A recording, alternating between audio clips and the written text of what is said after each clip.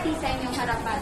Ating matutunghayan itong balagtasan. Dalawang makataong maglalaban at may iba't ibang katwiran. Ihanda ang inyong mga tenga at pakinggan ang mga panig nila.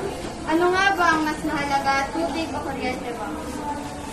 Mahalaga ang tubig sa pang-araw-araw natin ang pamumuhay, sapagkat sa ating katawan, ito ang buhay. Kung mawawala ito, lahat ng buhay ay siyang mamamatay. Kuryente ang mas mahalaga sapagkat halos lahat ng bagay ito ang nagpapagana. Mas nakatutulong ito sa ating mga ginagawa at buhay natin na pagiging-hawa. Kung tubig ang mawala, nakara lang ang iyong tuwa. Sak na hindi mo makakaya at ikaw ay mapapalala. Tulad ng iyong nobya na nagpapaliwanag sa iyong buhay, ganito rin ang kuryente na nagpapaliwanag sa inyong bahay at ating mga tahanay mas magiging masaya at makulay. Sa tao at hayop, pati sa kalikasan man, tunay na ito ay pinakikinabangan. Kaya't ito ay ating pinahalagahan. Mas mahalaga ang tubig na tumutong tahan-tahan. Kuryente ang mas mamatay.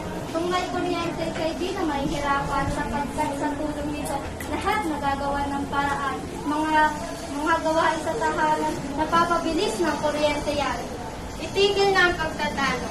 Ngayon, nalaman na natin ang halaga ng dalawang ito. Sa mga napakinggan ninyo, sino sa tingin ninyo ang nanalo?